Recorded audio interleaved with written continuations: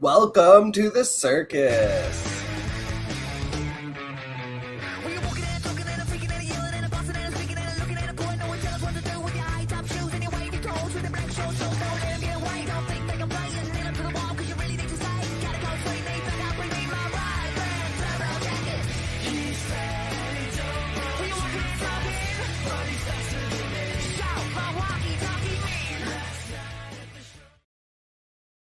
Motazi Tabanakis, see, we are fucking back. Boom. Week 1 is in the books, except for Monday Night Football, Bills, Jets tonight. But man, what a fucking week it was. Tight end apocalypse. Fucking panic in the fantasy streets for fucking so many players. We got goose eggs. We got reactions. We got on the show today, I'm going to be doing basically just getting right into it. Where was I wrong? Where was I right? And then I'm going to hit you with hearts and farts and then some waivers. New show format. Let's fucking start it right off. I'm stupid. You're smart. I was wrong. You were right. You're the best. I'm the worst. You're very good looking. I'm not attractive. All right. As long as you're willing to admit that. I gotta admit, I was one of the Calvin Ridley faders. I definitely wasn't buying in on his ADP in the second round. And hey, I'm man enough to admit I was wrong. And he proved me wrong really fucking fast. It only took one half of football, and he actually matched his career high in receptions. Now, granted, he only had like one reception in the second half. So it's not like he's, suddenly Justin Jefferson out here or Tyreek Hill even. But obviously it was a great day. He was clearly the main target. He's obviously very talented. He's a wide receiver one. And the Jaguars have an amazing schedule coming up. They actually have a 3-game home stretch. So, I mean, Calvin really to the moon. If you bought in on it, shout out to you. I didn't do it. So I was wrong. You were right. I should have listened. Najee Harris, the next one. Now, this one I'm not out on, but what the fuck happened to the Pittsburgh Steelers? Jesus, let's just yeet that whole game. What we need to do to Matt Canada, because that was a horrendous performance. Like, literally came out of the gates looking anemic and lackluster. Kenny Pickett, for all of this talk of his offensive progression, it was just offensive. That's what it was. 46 passes for Kenny Pickett is never going to be a recipe for winning football in Pittsburgh. They needed to feed Najee Harris, and I get it. San Francisco's really good run defense. They were already down, but there's like this misnomer that as soon as you go down in football, like you should stop running the ball, when in fact, a lot of times the opposite is true. You look at Najee Harris finish the game with 6 for 31. That means he averaged 5.2. It means that, yeah, he had some bad plays, but he had that one good play where he broke a 20-yard run. So why wouldn't you keep feeding him the ball? And again, I love the whole Jaylen Warren fetch truthers out there. Jaylen Warren had 3 carries for 6 yards. Yeah, he also had 5 receptions for 12 yards. And so in PPR format was like a really gross, floor play. But he's a complimentary back. The key word there is complimentary. He's going to complement what Najee Harris is supposed to do. Najee Harris still had 6 carries. He had 2 receptions. It was a bad day for the Steelers offense. And, they're going to have more bad days. I think this shows that they are not quite at the level that a lot of people were hoping that they were going to be after such a good preseason. Maybe it's an overreaction to week 1. But I think it's going to find somewhere in the middle. Like, they're probably still going to win 9 games, but they're not, elite. I thought maybe they could sneak in and win this division. I don't believe that anymore. I think the Ravens are very clearly ahead of them, even with a poor Lamar Jackson performance, which we can talk about later. I think, obviously, the Browns are ahead of them right now, even though Voldemort didn't look that great either, to be honest. But I think with the Browns defense and Nick Chubb, I think with the Ravens, once Mark Andrews comes back, the emergence of Zay Flowers, Lamar Jackson is not going to have that many putrid games. I think those two teams, and even the Bengals, even though the Bengals look like shit and quit with like still 5 or 6 minutes left in the football game, which I don't give a shit like what your reasoning is, or that you're like the whole thing of like the Giants getting their asses handed to them on Sunday Night Football and Brian Dable leaving and Daniel Jones, like you don't just concede defeat. I guess in that situation, like you're down 40-0, like at that point, obviously, pull the quarterback. But the idea that the rest of the team just like caves and gives up that game without trying to go for like some kind of moral victory at the end. But I guess it's just like on to next week. And in a professional league, you don't necessarily have to like play for the reasons that I think people sometimes, as human beings, we want them all to always be playing for the heart of the game. Like it's fucking Yu-Gi-Oh with the heart of the cards. But, some of them are just out there for a check. And I get that. I totally understand that. Some dudes are just like born with elite talent and make it to the NFL. And, and even like, it's hard when like the leadership, like once you pulled your quarterback, obviously you're conceding defeat. So I get both sides of it almost of like, I understand you don't want to put your highest paid player in danger, but then at the same time, like Brian Dable catching flack because on the other side of the coin, like the mentality of like, if I pull my quarterback here, I'm conceding defeat. And I'm telling my whole team basically to give up right now. And whether or not I believe that's the right choice in the moment, I believe that going forward for the rest of the season, I would rather make this decision as a coach.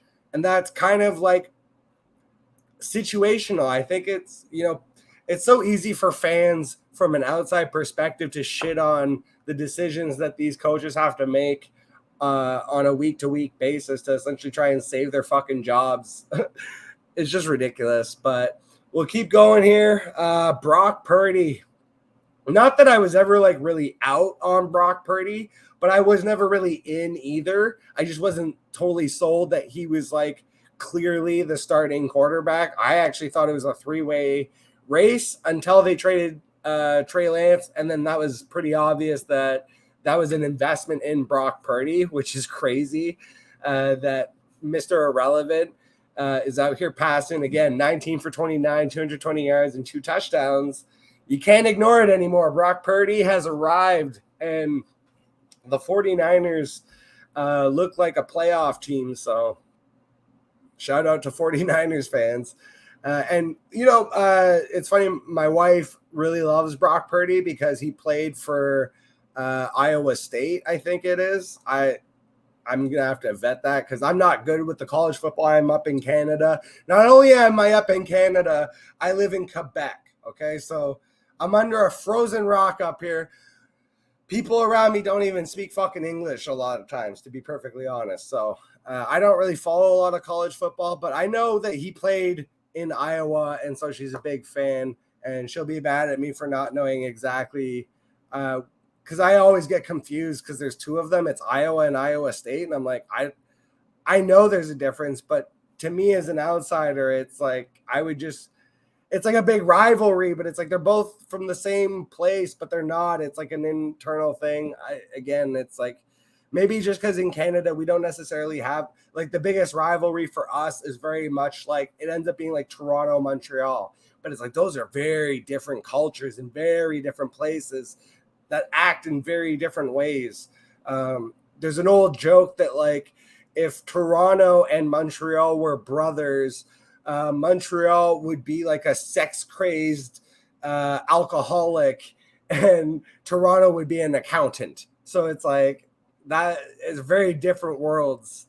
But yeah, keep going with. I was wrong. I was wrong about the Ravens passing attack. I thought they would be a lot better, obviously, and against the Houston Texans defense, which I think is a little better than people think. especially because now they're going to be playing for D'Amico Ryan, head coach and former defensive player. So I feel like the defense is definitely going to be putting in a big effort this year.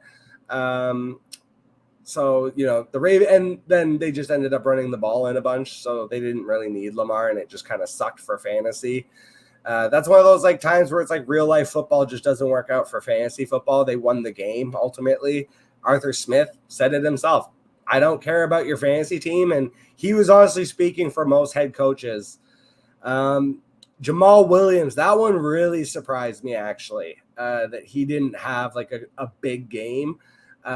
Just the fact that he is an emotionally driven player. And so that's one of those human elements that I often talk about that overrides the statistical output, where it's I expected Jamal Williams to find the end zone a couple times, especially since he was the only running back available to the team for the most part. But he got all the work and it didn't matter. And that was a running theme of this week of fantasy football, much to the chagrin of fantasy managers. The other big one that I had to eat on the chin is Adam Thielen. I've always touted veteran production. And I think I just assumed that he was going to be questionable and on the injury report basically for the entire year. And so I just kind of discounted the fact that he was bothered by an ankle injury, and it may have hampered him more than I expected. And also the Atlanta Falcons defense was just much better in terms of the sum of their parts than I expected. I thought they were going to be good, but they looked really good. So they might be a defense that you can target as a potential streamer. And Tony Pollard, they just didn't need the Dallas offense. They could have won that game with just the defense. They could have literally gone out and punted every single time and they would have won easily. But Tony Pollard had 14 for 70, 2 touchdowns. So the 2 touchdowns definitely helped.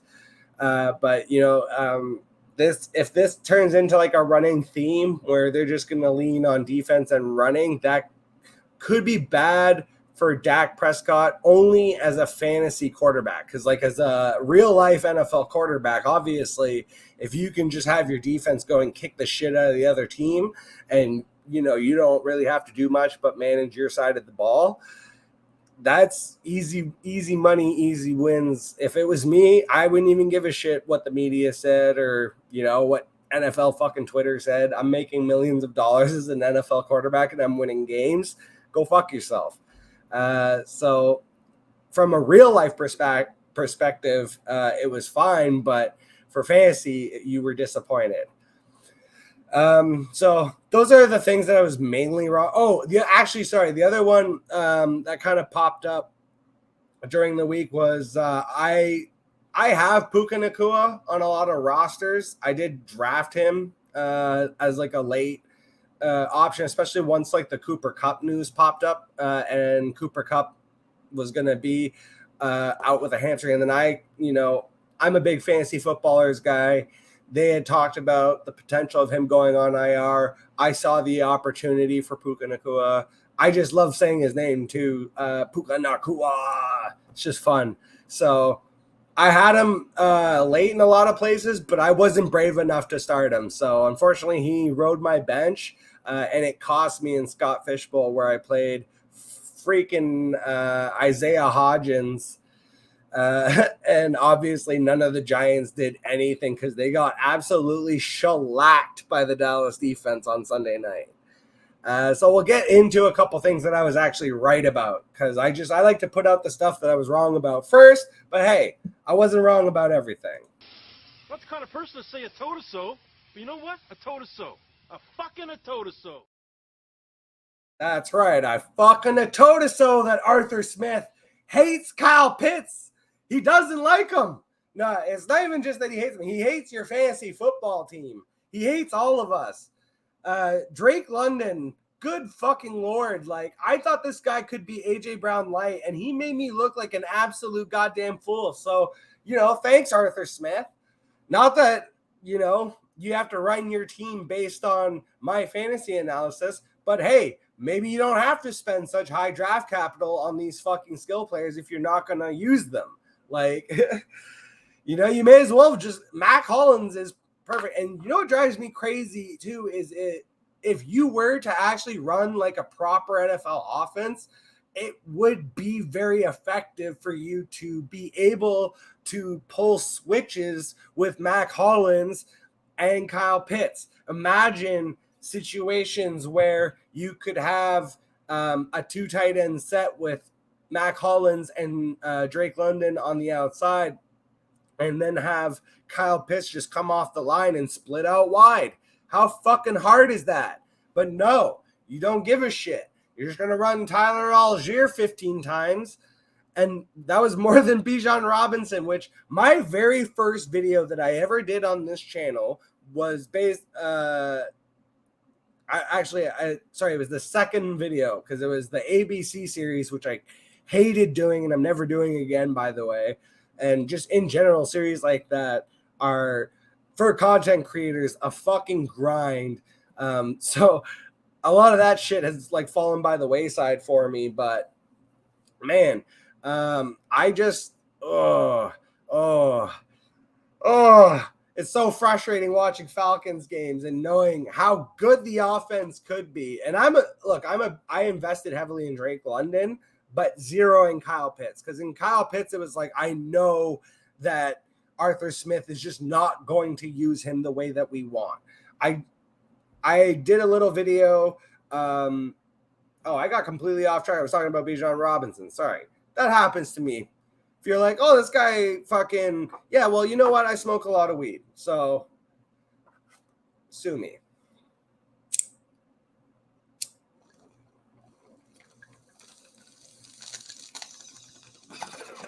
All right, we got 2 fucking thought threads going. I'm going to try and finish them both here at the same time. Bijan Robinson, my second video that I ever made was that Bijan was going to be a bust. It was only based on ADP. So right now, if you took Bijan Robinson over Christian McCaffrey, probably feel a little stupid. McCaffrey smashed. Bijan had a nice game, made you look not as bad, but obviously, like, the talent level is different, and the way that Arthur Smith and Kyle Shanahan are going to use these players is also wildly different. So my concern with Bijan was always that to be able to produce his ADP, he was going to have record rookie numbers. He's going to have to literally break rookie records to return on ADP of being if he was the number 1 running back or even a first round running back in most drafts, which he was. Even in redraft, he was going often in like the top 8, and especially in single quarterback was going top 8. But anyways, the whole point of the fact that Tyler Algier is still there. We didn't see the Joker card of Cordell Patterson, but that could still pop up this season. Arthur Smith doesn't give a shit about your fantasy team. He's going to run the team as best he sees fits to try and, win these games, these low scoring games. That's just what Arthur Smith does. So I was always out on, the idea that Bijan could be a bust was always in the back of my mind. Now, because of the talent, I was lured in as well a little bit, but ultimately, I always was concerned that, I wasn't going to take him over a CMC or an Austin Eckler, especially in a redraft, because those guys are solidified in their offenses the way that Bijan just isn't. Doesn't matter the draft capital. Arthur Smith does not care. And then to finish up the thread of, again, Kyle Pitts, that one I was just completely out on because we've seen it like since he drafted Kyle Pitts, which almost proves again the same point of it doesn't matter where he drafts these players if they don't fit his scheme. Like, honestly, he could have drafted Darnell Washington of the Pittsburgh Steelers, that like huge offensive tackle looking tight end. That would have been better for their system. Kyle Pitts just doesn't fit. So unfortunately, just the whole Atlanta offense, you can probably just trust that both running backs are viable, but I'm just out on the pass catchers, which is unfortunate because I do have a decent amount of Drake London. I was going it sucked for me this week because I was in that like 5th to 6th round. Often I was choosing like either Drake London or Christian Watson. Like I was like, oh, one of them could have a breakout. One's hamstrung and the other one is hamstrung by Arthur fucking Smith. So that one kind of went long, but I think everyone's lamenting Atlanta's offense today. So I had to get my 2 cents in as well and make sure that I bitch about them too. The other one is Kirk Cousins. Just empty calorie stats, this guy. 33 for 44, 344 yards, which you're like, oh, that sounds amazing for fantasy football. Except they scored 17 fucking points and lost the game to the goddamn Buccaneers, who were much better than I thought. That should have also maybe been in the I was wrong category. They looked a lot better than I thought they were going to be. But, Kirk Cousins, just whenever you expect him, he is consistently disappointing. Go look at his game logs for the last 2 years. When he has a spike week, it's almost always a down week. And again, he doesn't do like the 4, 5, 6 touchdown games. He's never really done that. This is what he does. 344 yards and 2 touchdowns in a loss, maybe 3 touchdowns in a win. And on the weeks when he implodes, you're going to notice it, and it's going to crater your team. Jaguars defense, I had them as like my number 1 stream. If you missed out on Commanders, basically, I said go pick up Jaguars defense. As much as I like Anthony Richardson, he's young and he's going to get turnovers. He's going to continue to do that. You can basically target. That's a new word. Target. You can target all of the rookie quarterbacks in terms of streaming defense, especially Richardson and Bryce Young, who seemed a little bit more turnover prone this week as compared to CJ Stroud, but I'm sure Stroud will have his weeks as well. Patriots running backs. What can I tell you? Bellatrix. I mean, if you haven't learned it by now, there's no offense in the league that's more frustrating for starting running backs than a Bill Belichick offense. Now, Ramondre saved you, thank God, with his receiving work. He went 6 for 64. And because of the complete lack of receiving options on this team, I think you can continue to rely on Ramondre Stevenson, at least for that.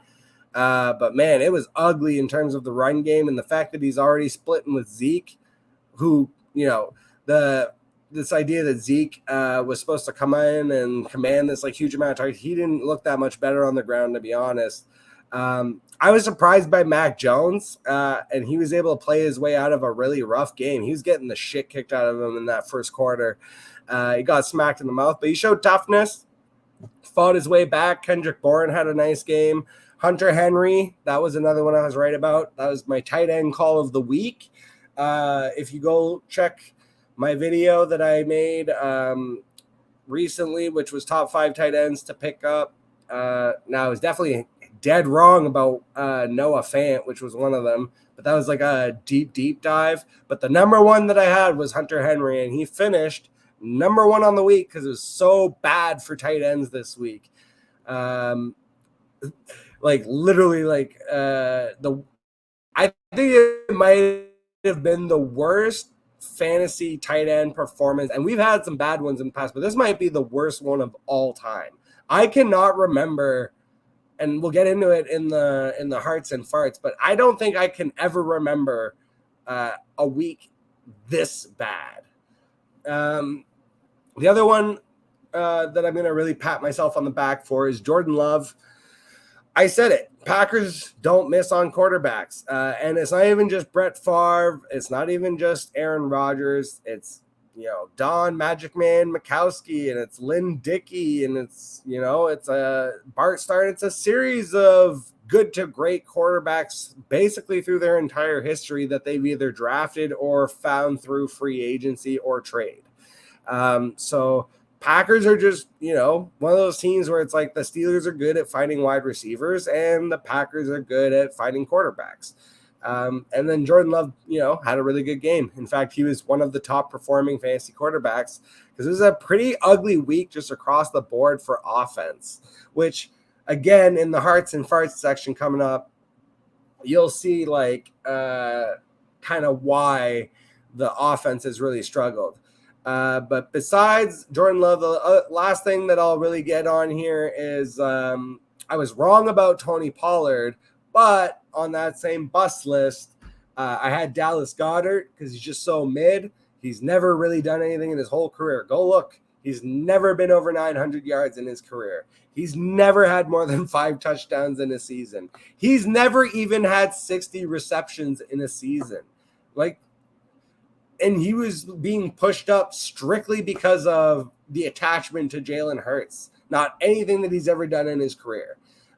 T. Higgins, also, that was more, I don't think it's the talent, and it was a shitty game. It was in the rain. They quit on that game, obviously. It was bad for the Bengals. They're going to try and delete that from their memory. But I still had him on my bust list only because of the fact that obviously Jamar Chase caps your ceiling. The fact that, other guys on this offense are still going to draw away targets. Now, he saw 8 ugly-ass targets, but, they were, basically mostly uncatchable. So, for the most part, it should course correct. But I don't see the ceiling of him surpassing what he's done for the last couple years, which is 1,000 yards and maybe 7-8 touchdowns. And that's not what I was trying to target in the second or third round. When you compare Devonta Smith on the other side of the ball, who caught the touchdown, Slim Reaper, he had a much better game than T. Higgins, and they were going in about the same range. So, early victory lap, but I just think T. Higgins is going to be fine. Don't panic if you did draft him. Don't go trade him or do anything crazy. In fact, just as a advisory for this whole week, as much as it's hard, you just gotta kind of ignore it, basically, except for injuries, which obviously suck, and there are some situations where you can kind of see okay, this is just a continuation of last year. The Falcons are a big case in point for that. But for the most part, it's week 1, and we've seen this before, even with good teams. There's the year that the Patriots got the shit kicked out of them in week 1 with Tom Brady, and everyone thought the Brady era was over, and then they dominated the rest of that season. I think Kansas City had a year, if I'm not mistaken, where they lost the opening and it was an ugly loss, and then they dominated the rest of the year. So not saying that the Giants and Steelers, who easily took the ugliest losses this week, are going to dominate, but at the same time, I don't think that they're going to be the worst teams in the NFL. They got punched in the mouth, and now we'll basically get to see how they respond in the upcoming week. We'll take a quick little intermission here. I just want to talk about fantasyfootballadvice.network. It's a really great site. The dude that runs it, Tyler Bradley, honestly is just a good dude. And the site itself is really fucking cool. Basically it's set up now where visually it almost looks like Sleeper. It's got the dark mode, so it looks sleek. They got league classifieds. They got player rankings. They got the trade calculator. They got your standard stuff. But what's really great about it is the community that it's building over there. There's a bunch of content creators that are kind of going there and putting in their stuff.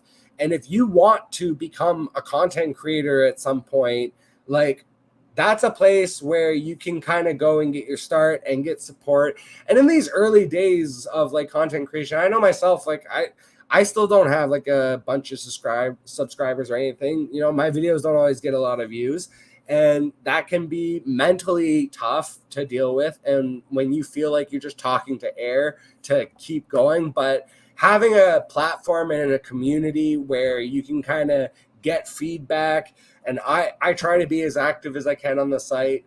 And I know there's other content creators that are always over there. The Bradley brothers are constantly trying to be as active as possible and get everyone pushed over to that community. And it's really great too, because it combines a lot of aspects of social media, like Facebook and Twitter and that kind of stuff. So it is really cool. And right now it's free for you to go over and just kind of go into the site. You can look shit up. You can see how it runs and everything. And then if you like it, then you go ahead and you join up.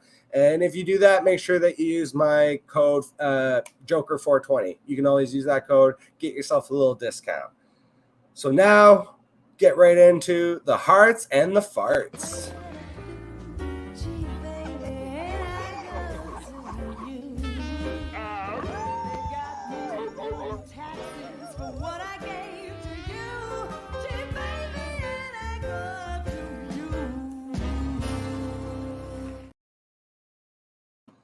Hell yeah. So, hearts of the week. Boom, boom, baby. These are the dynamite players that helped you win your fantasy week. And number one for the quarterbacks was Mr. Tua Tagovailoa. Fucking bong toke to you, mister.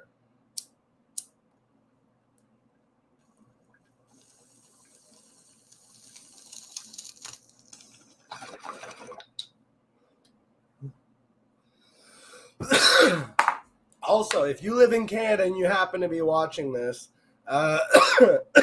shout out to thegreensociety.com. That's usually where I order my weed. But I got a special little something straight from BC today, which was some Lindsay OG, an ounce of Lindsay OG, which is a former Cannabis Cup winner. So it's just a really nice deep indica that gets you nice and baked. And, nice and warm in the heart, just like Tua warmed your heart with 466 yards. It's like a goddamn Madden game out there. And it was him and Tyreek just destroying the Chargers defense, ripping their hearts out. Anthony Richardson also had a really good game. Jordan Love had 3 touchdowns, and Brock Purdy, we talked about it. He looked really good. Baker Mayfield even. That one was surprising, but he looked decent. And I'm sure I'm missing someone. Whoever it is, go drop it in the comments. Tell me how stupid I am. Next up, running backs. Fucking CMC dominated. Bijan Robinson looked good, but it was Tyler Algier had the 2 touchdowns. Aaron Jones looked awesome, and it sucked because it looked like he got hurt on one of the plays. So, hopefully Aaron Jones is fine. Hopefully it was just like cramps more than anything. And, that he'll be okay for next week.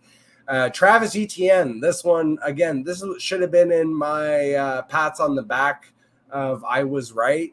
Because I like Tank Bigsby. And this is the same fucking situation in like every NFL locker room of like, just because there's a backup running back does not negate the fact that the starting running back is still going to be good and have good games. The two things can exist at the same time. In fact, we saw it with the Falcons to a lesser degree because they basically abandoned the passing game. But then we saw it also with the Chargers, with Austin Eckler and Josh Kelly, which also are on this list as hearts, because Austin Eckler just kept doing Austin Eckler things, but then Josh Kelly looked really good too. I don't know how sustainable Josh Kelly's role will be for the rest of the season because they basically had the same amount of carries. But if he can average 10 to 15 carries a game and get red zone work, he might be a flex play, and he's probably my favorite waiver ad if you're in a desperate situation already after week 1 for running backs. Roschon Johnson. This Bears backfield, honestly, until one of them really takes a hold or, one of them gets injured, unfortunately, I feel like you're not going to know who it's going to be every week. Like, Roschon could have a game. Khalil Herbert could just as easily have a game. And, they basically split it a third, because even Deontay Foreman got work. And as long as that happens, it's like, when you're splitting a backfield 3 ways, then nobody's really winning. Like, if you can split a backfield 2 ways. You can even split a backfield 50-50. And both running backs potentially could have success. It's when you start splitting it 3 ways, the 3-way dance, that's when you really got to be out. For wide receivers, we'll just move right into it. Tyreek, we already said. Brandon Ayuk smashed. Calvin Ridley, I was wrong about that. He smashed. Puka Nacua, 15 targets. 10 for 119 on my bench, and Scott Fishbowl cost me that matchup. Damn it. So that one's on me. Stupid decision. But honestly, careful with Puka Nacua and running out to get him, and also Tutu Atwell, who had 6 for 119 in the same game, because next week they get the Niners. Ooh. So we just saw the Niners kick the shit out of the Steelers. We'll see if Matt Stafford and the Rams can repeat their surprise success. But it's going to be in a much tougher matchup, I think. Jacoby Myers, that was another one I should have, again, had in my I was wrong about. I just think, I kind of saw Myers as an average player with, his whole career in New England. But, man, he came out and looked like Devontae Myers because he went 9 for 81 and 2 touchdowns. Michael Pittman had a great game, 8 for 97 and 1. Mike Evans, I thought he would actually have more of a lopsided big game against that Vikings defense. But he went 6 for 66 and 1 on 10 targets. Romeo Doubs had 2 touchdowns. Nico Collins, shout out to him. He's been a sleeper for a lot of people and a fantasy darling. He had 6 for 80 on 11 targets. Zay Flowers, I really liked him amongst the rookies because I saw a path for him to have a true starting job much faster, and he basically capitalized on Mark Andrews' absence, went 9 for 78 on 10 targets. And Cortland Sutton, I see him as a potential floor play. He went 4 for 32 with 1 touchdown. So he really if you did play him, he saved you with that touchdown. For tight end, oh, Jesus, the tight ends. The tight end heart section may as well be the fart section. That's how bad it was. Hunter Henry, Hayden Hurst. That was literally your 1 and your 2. And then TJ Hawkinson had 8 receptions for 35 yards, no touchdowns. It was good enough to finish 3rd on the week. Ugh. What the fuck is happening to tight ends in the NFL? Get right into the fart section.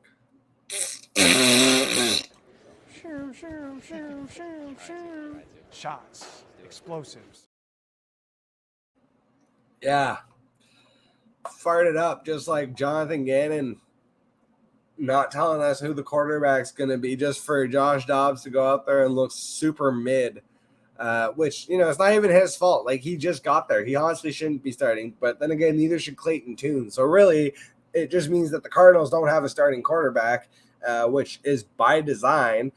Again, if they don't win a game in 4 games, why would they bring back Kyler Murray? What would be the point?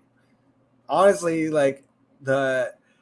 it would be the funniest thing if Kyler Murray, when he was able to come back, was traded in season so that Gannon never even got the chance to coach him. That would actually be genuinely hilarious because of all the clips of because I don't know if you saw when he first arrived and was meeting all the players. The Cardinals put this on their channel, and he's like, "Oh yeah, the reason I wanted this job is because not every job in the NFL has a franchise quarterback just waiting for them."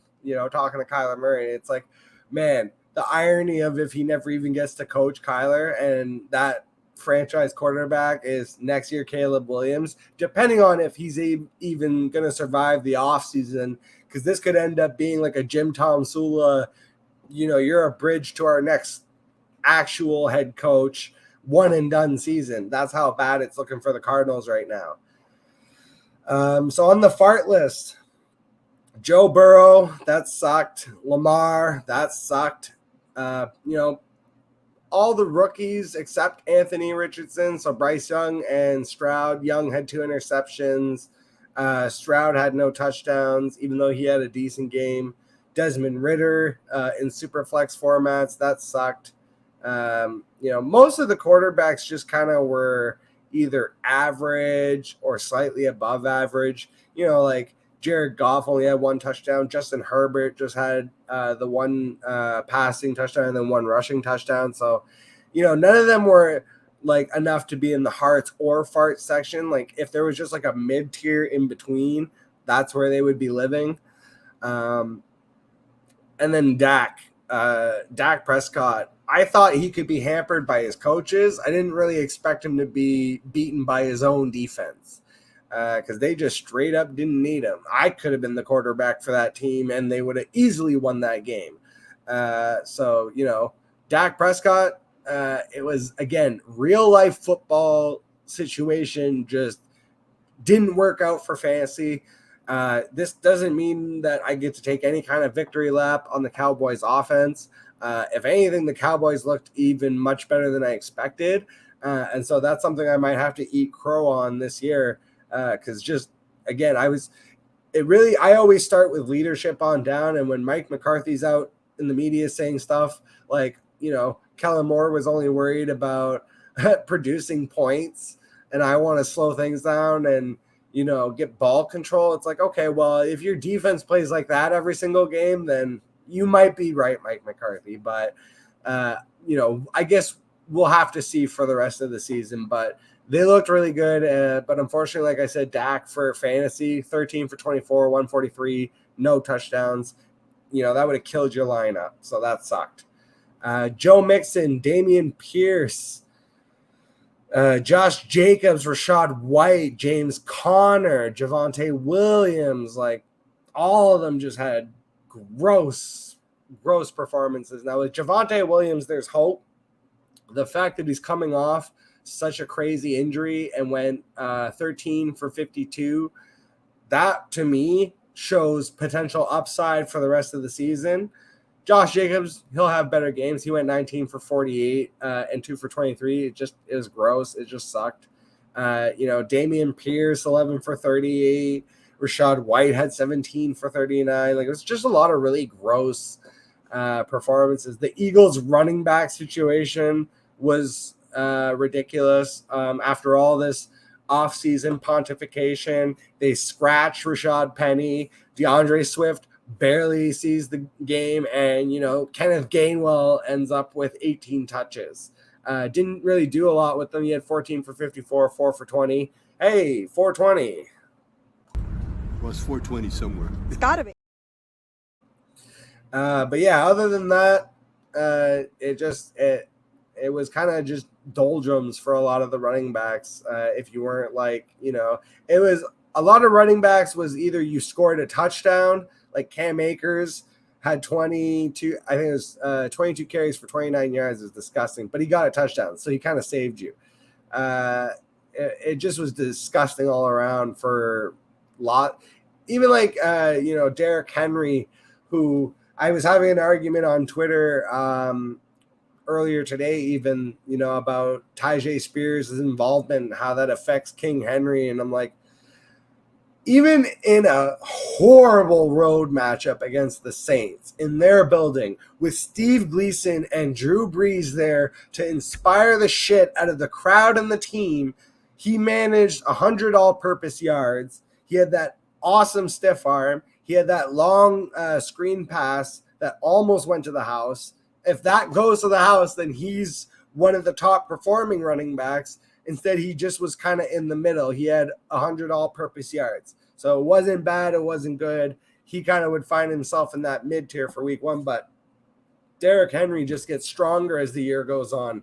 He's a freak of nature. So I actually thought it was a good game because of the situation. And like most running backs, you would expect to just get absolutely creamed. And especially when your quarterback, Ryan Tannehill, throwing 3 interceptions and looking like dog shit. Like, he still had 100 all-purpose yards. And I don't think Ryan Tannehill is washed or anything. It's so reactionary. I get it. I understand. But it does, just because a player has a bad game doesn't mean that they're done forever. Like, Ryan Tannehill is not going to cede this job to Malik Willis or Will Levis next week. It's going to take a couple bad performances in a row. But I also think that, Mike Vrabel and the coaching staff probably going to look at the game tape and say to themselves, like, yeah, maybe we should have fed Derrick Henry the ball more because that was actually working for us. And Najee Harris, obviously, terrible performance. But that one again, too, he did have a 20-yard run. And I know they were down. I know it's a good run defense, but it's like if you're already down and you're already looking like shit, the best way to get out of there fast without looking like the Bengals who just straight up quit is just run the ball, run the ball, run the ball, run the ball. Run the ball, run the ball, run the ball, run the ball. It runs the clock. You know, you either get the first down or you're 3 and out. You punt the ball. You let the other team do their thing. That's how you get out of a game fast if you really want to do it without looking like a jack off. But that's not what they did. They just let Kenny Pickett throw the ball 46 times instead. And I'm just, as a Steelers fan, we are all beleaguered, belabored, and fucking bewildered that Matt Canada is still our offensive coordinator. Blame Canada. Get this man out. Yeet him.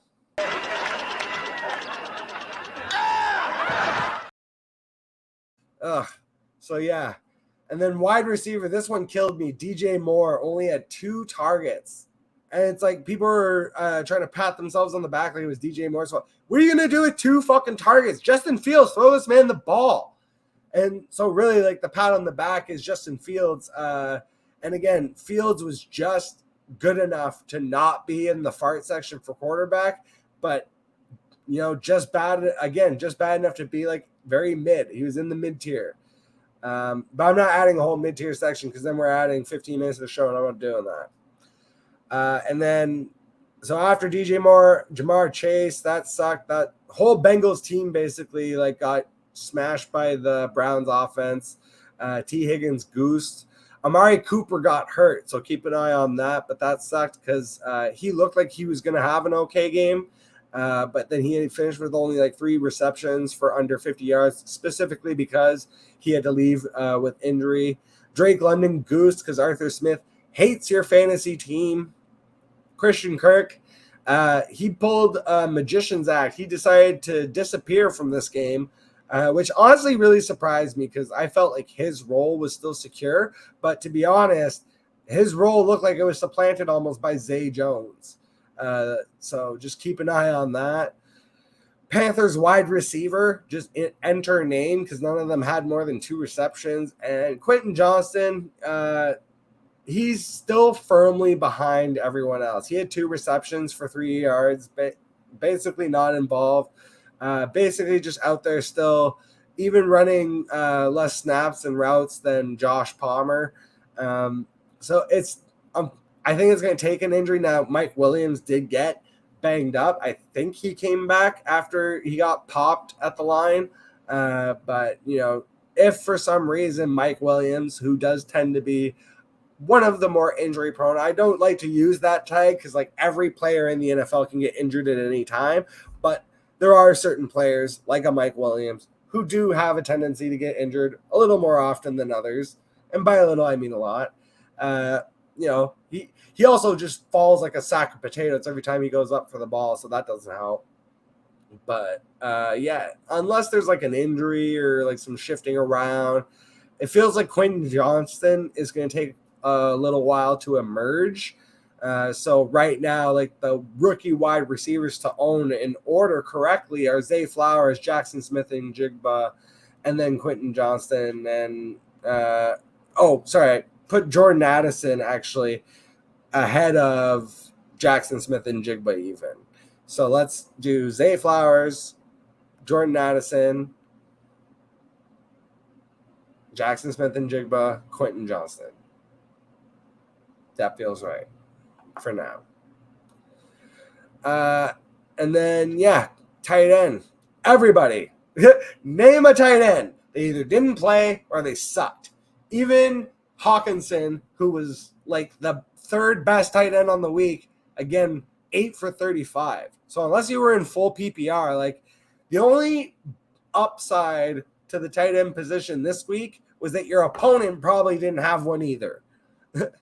And then for defense, if you happen to be someone who tried to stream the Seahawks or the Bears for some reason, that didn't work out for you because the Rams beat them handily, and so did Green Bay, beat the Bears handily. So climb into the last little part of the show, and then we'll get the hell out of here. We'll be back on Thursday getting us ready for the week. Basically a version of starts and sits. I do a looser version of it because, look, hey, there's a million analyst shows out there. If you go look at my channel, it's entertainment and advice. I'm going to be straight with you right now. I'm not a fucking analyst. I don't have sponsors. I'm not taking this anywhere, okay? We're not trying to get to NFL Network or nothing. I don't give a fuck. So I'm here to have fun. That's what I'm going to do. And if you want to have fun, I'm so happy to have you along for the ride. If you need like super analytical, serious analysis, this is probably not the show for you. So I super appreciate you. We can still hang out on Sundays, but you might not want to, listen to a stone guy from Canada swear at fantasy football teams for an hour. I get it. So we'll wrap things up with quick waivers because there's a million waiver shows out there. I did 3 each.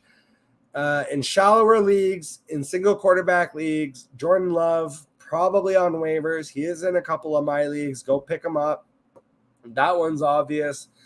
Baker Mayfield has Chicago next week. So if for some reason you need a streaming quarterback matchup already, Baker Mayfield potentially could be a decent matchup. We just saw Jordan Love beat up on their defense. And Mac Jones really surprised me. He threw the ball 50 times. He had 3 touchdowns. He had over 300 yards. I could see him, potentially being much better actually than people think with the sum of his parts. Now trying to pick necessarily which fantasy asset you're going to want to own in New England. I don't know. Maybe this is Hunter Henry's year and he does it all year. He's never really done it before on like a huge basis. But I think like the collection of like Kendrick Bourne and Ramondre Stevenson out of the backfield and Hunter Henry and like the other auxiliary pieces that they have, again, sometimes these quarterbacks like a Tom Brady in the past are better than the sum of their parts, where you don't necessarily want to own the fantasy assets around them, but having the quarterback isn't always bad. And then moving to running back for me, I'm actually prioritizing Joshua Kelly over Justice Hill and Kyron Williams. We've seen in the past that the Ravens, once they lose like the starter and we start trying to figure out who's the next starter, it's actually just a muddled backfield, running back by committee that nobody succeeds. And so you don't actually want to own any of those players. And, people are like, oh, well, they could sign a veteran. Don't forget that Melvin Gordon is still floating on this roster. So, you got Justice Hill. He's been on the team for 5 years. I liked him as a sleeper when he was drafted, like way back in like 2018 or 2019. I think it was 2019, and he's now going. This is his 5th year that he's playing in right now. So it's like he's been on the team that long and has never really had a chance to like break out as the starting running back. So does he really become the starter because he happened to fall in the end zone twice? I don't know. Gus Bus is still there too. So if they sign someone, it's definitely for me. I might just be out on Justice Hill, period. But I'm not spending a lot of fab money on him. I might kick in. I avoid amounts that are even. So for example, $5 and $10. Like don't put 5, don't put 10. Put 6, put 11. You might tie someone, but a lot of times for some reason, some people. You can take advantage of, they are like numbers people in that they want it to be even. Like it feels weird for them to put a $6 bid or an $11 bid or something like that. But when you use those odd numbers, oftentimes you can like, again, if you put a $6 or $7 bid and you beat a $5 bid with $1 or $2, you feel pretty good about that. Same thing with, another one I do is 13, because there are other people who will put that $11 in, and it's like the $1 bob. You got to know how to beat that. So 13, unlucky number 13. Sometimes people don't like that. That's when I do. So, playing with little strategic, superstitions. Yeah, playing on people's superstitions in a strategic manner for fantasy football. Now that's like next level shit. we'll wrap things up here. So yeah, Kyron Williams, I guess you can add him. Cam Akers is still there. He's still got 20 touches. So I don't know how effective on a week-to-week Kyron Williams is going to be. But Joshua Kelly looked like he had a legitimate role. And Austin Eckler is not the kind of guy who's going to carry the ball 25 times for the most part.